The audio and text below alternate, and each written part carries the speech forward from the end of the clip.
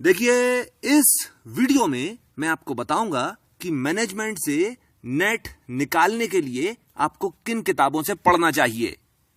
अब क्योंकि आप नेट की तैयारी कर रहे हैं, इसलिए आपके लिए सबसे अच्छी किताबें तो वही रहेंगी जिनसे आपने पोस्ट ग्रेजुएशन करते वक्त पढ़ा था।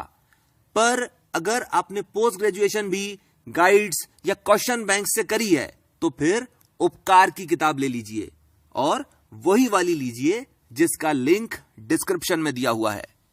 इस चीज को भी समझिए कि यह नेट का एग्जाम है और अगर आप इसको क्वालिफाई भी कर लोगे तो आपका काम चल जाएगा।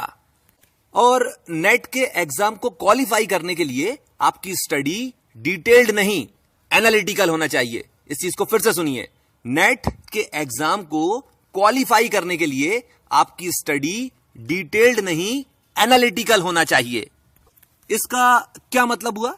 इसका मतलब यह हुआ कि आपको चीजें याद नहीं करनी है। आपको ना केवल यह मालूम होना चाहिए कि ऐसा होता है, आपको यह भी मालूम होना चाहिए कि ऐसा कैसे होता है। और अगर आपको ये दोनों चीजें मालूम है, आप थर्ड पेपर बड़े आराम से निकाल लोगे।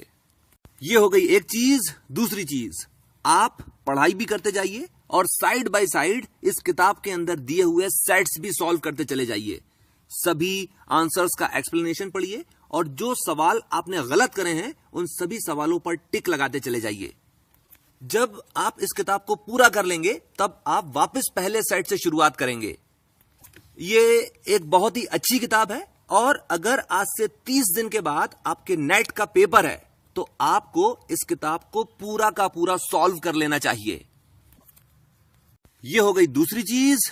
तीसरी चीज, अगर आप नेट की तैयारी बहुत ही अच्छे से करना चाहते हो, एक एक कॉन्सेप्ट को समझना चाहते हो, तो आपको पढ़ना चाहिए ICFAI की MBA की किताबें। और इनकी किताबों की सबसे बड़ी खासियत है कि इन्होंने केस स्टडीज बहुत ही अच्छी वाली दी हुई हैं और बहुत ही अच्छे से कॉन्सेप्ट्स को समझाया है।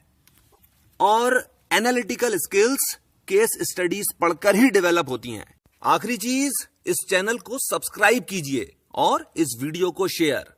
ठीक है, इसके साथ मैं अपनी बात खत्म करता हूं। आपने मुझे इतना समय दिया, थैंक यू वेरी मच।